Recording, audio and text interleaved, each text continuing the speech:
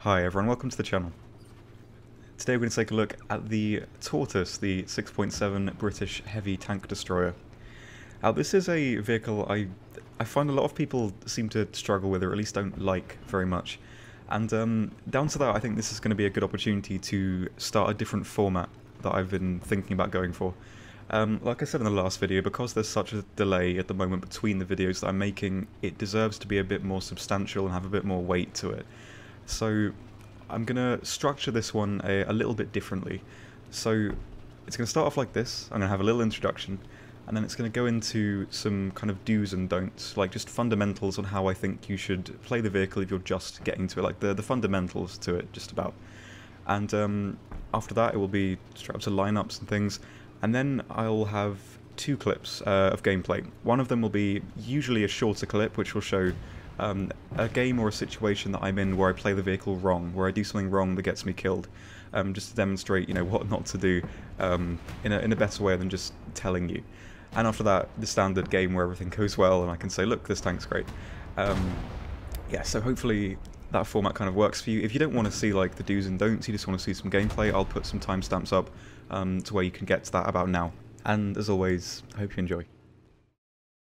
So, here are my do's and don'ts for the Tortoise. First of all, and this should really be a point for every tank, but choose the tank based on the map and BR. The Tortoise works best at around 6.7 to 7.3. Go into 7.7 and you'll be meeting things that are going to fire heat at you so rapidly that most of the advantages the tank has are pretty much gone. You can still use it at that tier, of course. I use it at that tier, and the game I have later actually utilises the Tortoise at 7.7 against Leopards. So it is something that can work, but generally if you want to have a much better time with the Tortoise, stick at the lower BRs and choose the map as well. If you're on a map that you know the Tortoise isn't going to work on, don't take it.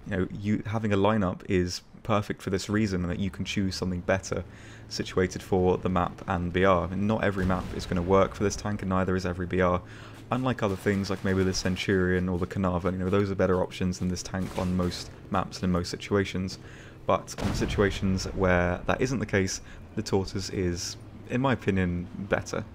Next thing to do is, if you have them, use the bushes that you can get from war bonds, or you can buy the one singular big bush from the decorations section, or even jerry cans. Cover the machine gun ports, because they are the most notable weak spot and most people know this.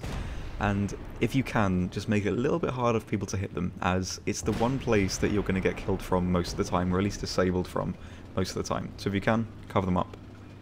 Next, angle away from the machine gun port if you can most of the time.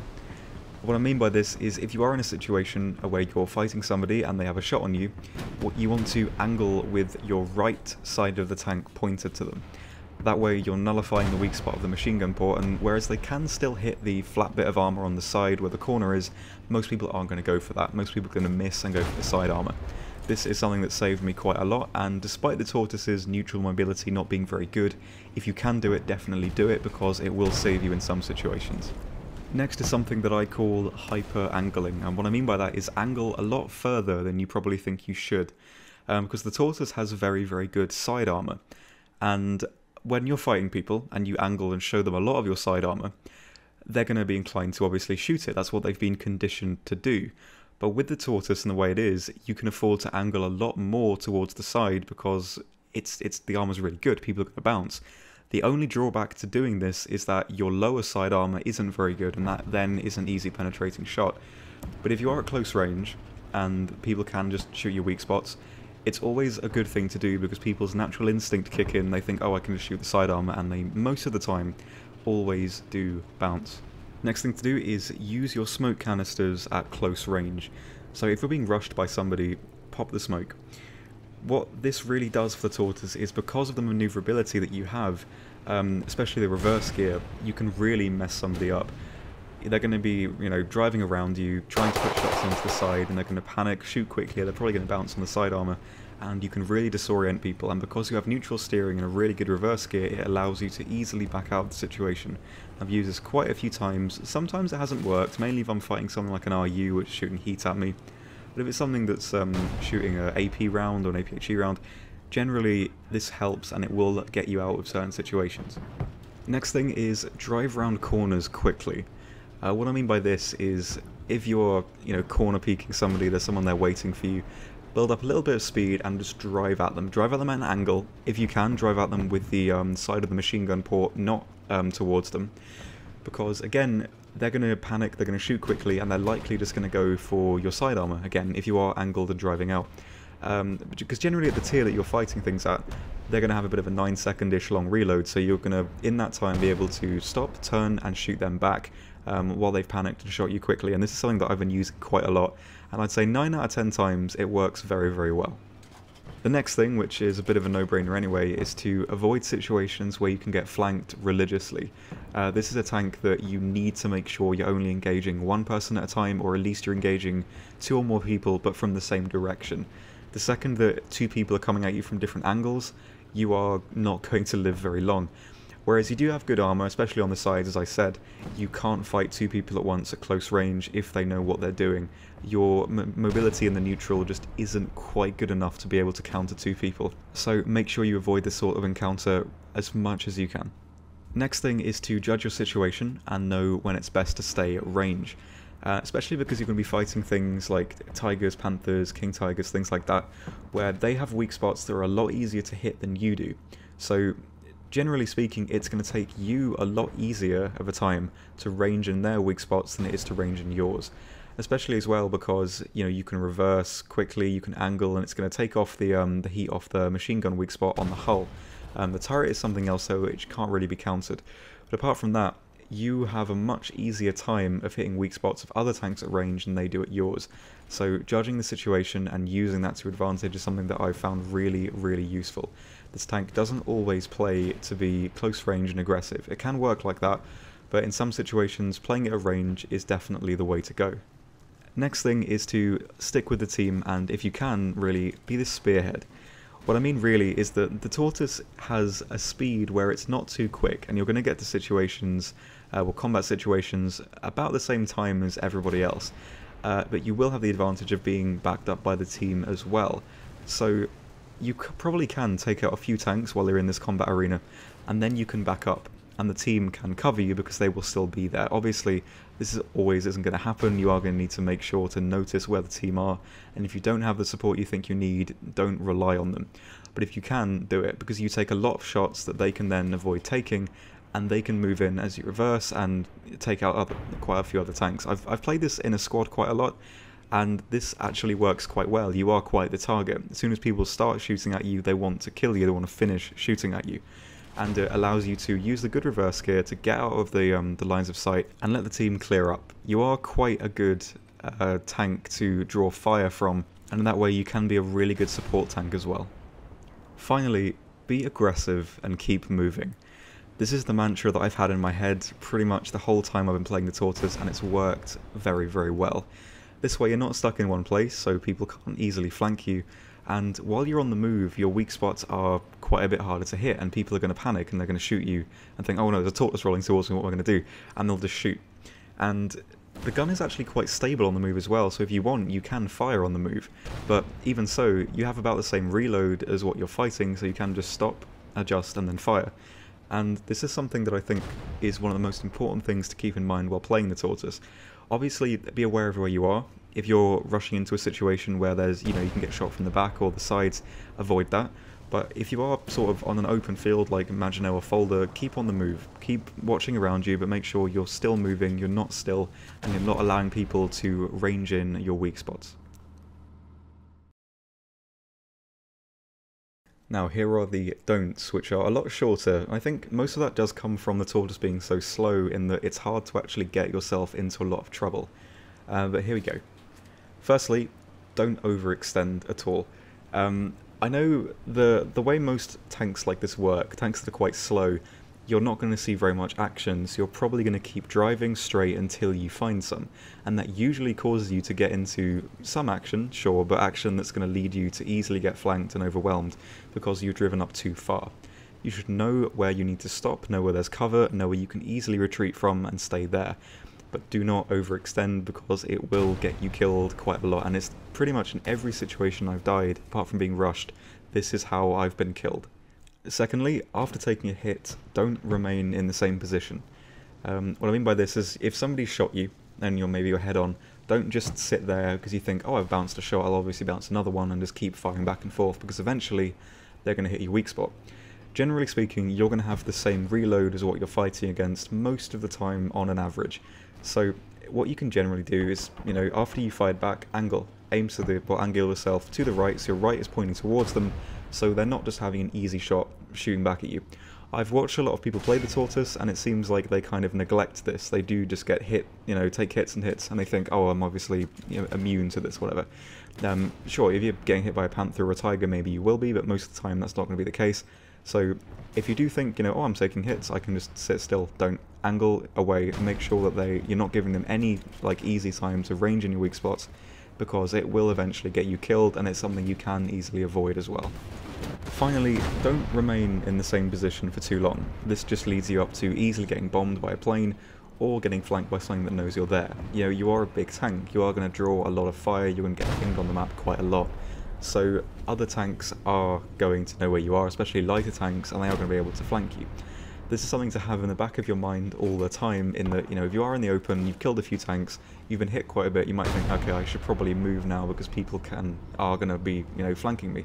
You are a tank that's going to annoy quite a lot of people. So, as I said before, keep on the move. If you are being sedimentary, you are shooting at tanks at long range, after a while, just get out of the situation, smoke yourself, re-engage, just make sure that you're not allowing yourself to be flanked, as it's the main thing that's going to get you killed. Right, hope that was helpful, and now back to normal, as I will go to the lineup that I've been using for 6.7 Britain. Right, so in my lineup for the Tortoise, I like to go with the STRV-81. It's practically exactly the same as Centurion Mark III, apart from the A2GMs. So if you have it, you might as well take it out. If not, go with the Centurion Mark III, as they are practically identical tanks, apart from the A2GMs. Really good medium tank, good mobility, okay armour, and a really, really good gun as well. For anti-air, I prefer to go with the Orlikon Crusader AA instead of the Bofors single anti-air, as I think they're just a lot easier to aim for me. I think they're a lot better at actually taking out aircraft. It doesn't take out tanks very well, but still, I think that if you are going for just aircraft and not trying to play it as an anti-tank tank, this is probably the better one to go with, and it's one that I've definitely had a lot more success with anyway. Next, I like to go with the FV-4202, as to be honest, there's not really many other options. It's a fantastic 6.7 tank. You have really, really bouncy armour, good gun, okay mobility. It's not great, you're more of a heavy tank than the Carnarvon is actually, but you do have the staple, really good gun, really good armour. It's just a really good defensive tank, and I think it's one that everyone should be playing.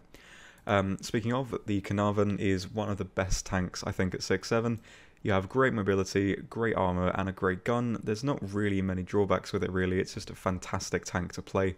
And it's one that you should really definitely have in your lineup, as it can put you through the top tier, well, the up tiers quite well. And I think, you know, it's just one that I really like. It's a tank you should definitely have in your lineup. For your aircraft, I like going with the Spitfire Mark 24 and the Sea Fury. Now the Sea Fury, because it gets a lot of RP3s, you have 6 actual shots there, and because of the state RP3s are at the moment, it's a really good option to have. It's still a really quick, decently manoeuvrable aircraft, and it's one that I think you should definitely take out. As for the Spitfire Mark 24, you have only 4 shots with the RP3s, but you are a Spitfire Mark 24. You're very quick, very manoeuvrable, and you can counter a lot of other aircraft at the tier as well. Even into the jet tier as well. Like I was saying with the P-51, the last update, you can catch 262s if they are performing manoeuvres, and in that regard, it's a really decent aircraft to take out, and it's one that will top off your lineup quite well.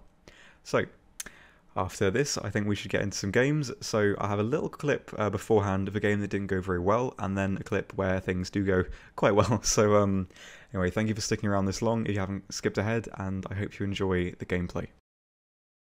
So, this is a match where everything didn't really work out and go to plan. So this is 6.7 on Stalingrad, and we're facing Germany, Russia, France, that kind of thing. So I ended up pushing a bit too far over here, because I didn't see anyone, and I thought, okay, I might as well just keep driving, and obviously I shouldn't have done that, because I was overextending, and it was a bit of a mistake. So what I'm doing here is I thought I was putting myself in a place where I'm engaging things only from the front, and I'm not really going to get flanked. And so I start taking out some easy tanks like that. There's an IS-1, there's a Tiger there as well. I just thought, there's not really much pressure here. Then I didn't really look at the map and notice that I was the only one up here. And if somebody wanted to flank me, they definitely could. and it was something that I should have really been more aware of. So this king tiger here was struggling with my armor, and I just thought, okay, I might as well push out and try and engage him. And then I saw this tiger here as well, but disable him, knock the breach out to some degree, and I see a Lorraine behind him actually. And this is where I should have really thought, okay, there's soon to be 2 tanks right in front of me. One of them can easily get to my side, so I shouldn't be aggressive and I should just wait and pull back. If I was a bit quicker on the reload here, I could have actually shot him through this hole and saved myself.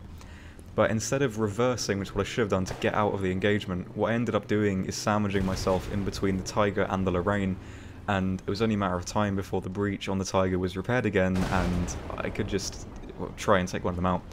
So I try in vain to try and bait him out, because I know he can't really pen me very easily, but I should have really just reversed and got on my way out of there, because at this point, the King Tiger's back up, doesn't matter that the Lorraine can't pen me, I'm dead.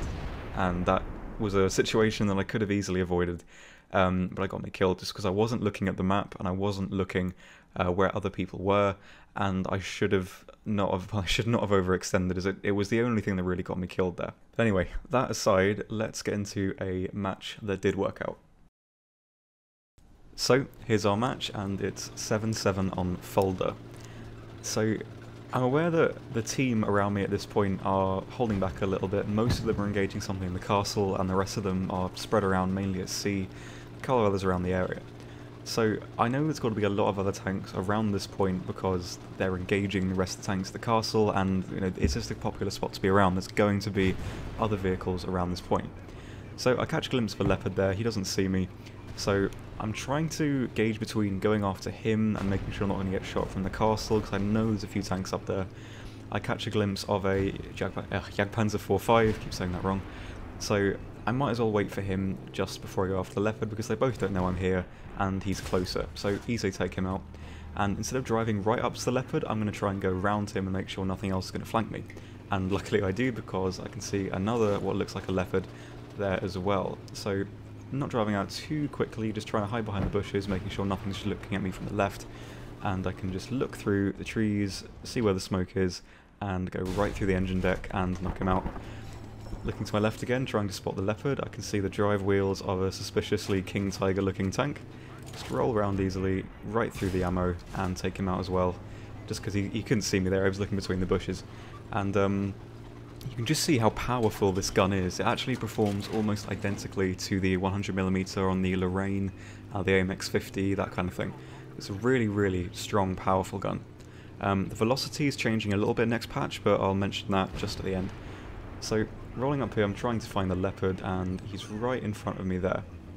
And this isn't really a good opportunity to push him, because I'm in his line of sight, like his direct eye line, and he's actually spotted me there, either because of the exhaust coming out the back, or the aerials, I don't know. Might have even seen the actual tank, I couldn't really be sure. So I mark him for the team, and just kind of play with him a little bit, trying to make him think that, oh, I don't know what I'm doing, I don't know how to engage him. So I'm just reversing off like this and waiting for him to look away. He does. He's trying to look at the other tank around there, I think, which he might have got a line of sight on, I'm not sure. Anyway, I do take advantage of this, roll over the hill, and just as he's about to take a shot at me, knock him out as well. He was a bit sloppy there, he should have really paid more attention to me. But I can see another King Tiger rolling away there, completely oblivious to me. I get hassled by some trees, so I need to drive a little bit further out. And just so we can't pop smoke and get away, I go right through the back of the engine, take out some turret crew, and he's down to 3 crew now. And he's just swinging my turret, or his turret around, and I do wait for him to just angle up on me, take a very bad shot and miss, but he misses as well, and I think he tried to go for the machine gun port, but it didn't quite work out. But because we have basically exactly the same reload, I now can beat it, because he's losing a loader, and there's, you know, the 5th kill. So this is, I think, a game that shows it working quite well. You know, this is a tank that I like to put in a situation where no one's expecting it. Nobody expects a Tortoise on the flank, so to speak. And I think that's why I like it so much, because people aren't expecting you know, they panic a little bit, they think, oh god, it's a Tortoise, where am I going to shoot it? And they don't have time to adjust, well, mainly the King Tigers, not much the Leopards, but you know what I mean, it does work on a big map like this. Keep moving, keep flanking, not letting anyone catch sight of you first. If they do, they're trying to shoot something on the move, which is a bit harder. So, I know there's something at B, and I'm just catching a glimpse of the fire through the bushes there. I've got no idea exactly where or what it is, go for where I think it's angling, and knock out all the rest of the crew, and it's a King Tiger P. So, all we do really here is help secure B, and then roll up to Spawnway to try and take out some more tanks there, so I'm going to cut to that. So, I'm trying to find a heavy tank in the top west corner of the map. Little Kugelblitz there, giving me the eye, so I decide to hassle him a little bit as well. No point going after him, he can't really touch me. So I know there's a King Tiger somewhere to the left here, and as you can see I'm not driving directly to where I think he is, I'm driving off at an angle. So if he can see me, and he does see me, he's likely not really going to hit. And so this way I'm, I can see exactly where he's going to be, but he can't hit me as, well, he can't hit me easily, can't hit the weak spots easily. So I can see the smoke plumes coming up over the church there, I know obviously that's where he is. So just trying to work out, and I can see just a glimpse of the engine back through there, so I go for that, take it out, and it's just a matter of time here before I chip away at him to take him out. He can't really shoot me back, there's too many trees in the way, and take another shot, go into the back of the turret and completely disable him. There's pretty much nothing he can do now, and just one more shot into roughly the same place to kill one of the last two crew members. And that's basically the rest of the kills in this match. I have a few more just at the end here in the spawn, which I don't really count because they can't really do anything to me. It's a Coelian and a Panther. But yeah, as you can see, this tank, it does make its way around. It's not pitifully slow. Its mobility is okay comparatively for what it is. And the gun is just so powerful. It is basically, functionally, almost exactly the same as the gun on the Lorraine. It's got a bit more pen and a bit more velocity, but that is actually being changed next update, which I will mention in a minute. So you don't have really that many downsides, I think, with this tank. Well, obviously, the downsides are quite prevalent in that it's quite slow, but you can get around, especially on maps like this, and that was a 9-kill game, basically a 7-kill game. So just before I get into some final general pros and cons, I will go into just the little change that's happening next update. Basically, the performance against angles is changing, the performance against 60 degrees getting better, and 30 degrees getting worse. I'll have a link to this in the description, by the way. This isn't really a bad thing, as the gun is still going to be able to take out things very capably, especially at slight angles now. It gets a little bit more versatility like that. But the other thing is its velocity is changing by about 100 meters, and it puts it within 5 meters of the Panther's gun, and I think this is quite a good thing. I found the gun, I actually shot over tanks quite a lot because I wasn't used to the high velocity, but now it will shoot a practically near identical velocity to the regular gun on the Panthers. So it's quite a familiar gun, a lot of people have used it, so I think that's going to help people as well with aiming. So I think I will say, it is changing. This isn't exactly how it's going to perform, but it's not going to change anything about the tank really. If anything, I think it's like a better change really. So some final pros and cons. I think I'm going to axe the last bit where I do like the grid things. I think a lot of people didn't really get it, which is fine. If you don't get it, it's not really something people enjoy. I'll cut it. So pros and cons really. To sum up the Tortoise, well, it has armor that works more often than it doesn't, and obviously that's relative to BR. If you are fighting things with heat, don't expect any armor to work. But the armor does work. If you're at a 6.7 up tier, you're facing Tigers, Panthers, short 85s, short 85s, 85s in general, they can't touch you. They're going to really, really struggle from the front, and even the side. I've been shot from the side by a T-34 that's been flanking me, and it hasn't penned because the side armor is stronger than the actual round it gets. So, and even like higher tiers, so 7.3, 7.0, the 100mm, the 88, they can't pen you from the front easily, especially if you're angled. They can only hit the weak spots, so it's kind of difficult to get one shot by them, at least from the front, or at least in the first few shots. And even things for France, like the Lorraine is going to struggle a lot killing you from the front, as you saw in the clip of me dying earlier, because solid shot, if they shoot the weak spot on the machine gun port, it's not going to fragment, it's going to kill the commander in there but no one else, and if it goes to the machine gun port on the hull, it's going to, take out 2 crew members. It's going to be really difficult to actually completely take out. The other thing I like about it is the protection from multiple angles and the ability to maximize the effectiveness of the armor. Wherever somebody is facing you, you can angle the tank and make your armor so much more effective. You don't even need to angle much for the side armor to actually work and be completely immune. But if you are trying to bait shots, you can hyper angle as well because the side armor is just that strong. And it does work like that. Even from the back, you can angle it at a weird angle, and people will bounce. I've been shot at the back from quite a few times, and I've still lived because people have just misjudged where they're shooting because the armor's just that good. The other thing is really just a staple for Britain at this tier, and something that's been quite longed for at the lower tiers, is a responsive reverse. This tank travels as fast in reverse as it does forward, so it allows for you to easily get away from some situations and, you know, re-engage and throw people's aim off, and it really, really does work.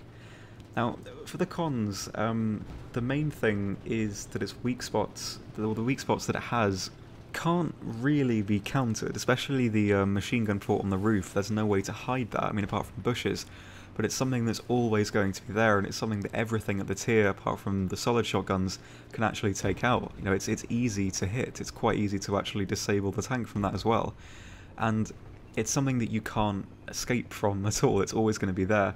Machine gun port on the hull, it's a little bit easier to get away with because you can angle it at different directions and kind of nullify it, but it's still going to be there. But mainly the turret weak spot is the main thing. The next thing is that it is comparatively slow, and you are going to find yourself in a situation where you're either completely on your own, or you're trying to get somewhere, like get away from people, and you're just not quick enough to do it. You are quite slow. I know for some people they don't like that playstyle as well. It's kind of boring, I can understand, and it's not something for everyone. So, a slow tank isn't a great tank, I guess, fundamentally, as vehicles go, and that has to be a drawback of the unit itself. The last thing is ultimately its lack of maneuverability at close range. So, if you are facing something, maybe smoke isn't working, you can't really do much. Your hull traverse, when you have neutral steering, but it's not enough, really. There's two things rushing at you, your stuff. You can't use reverse speed to get away because it's too slow, and it's just adjusting. To swing yourself around quickly, you need to build up some speed, and that's not always easy either.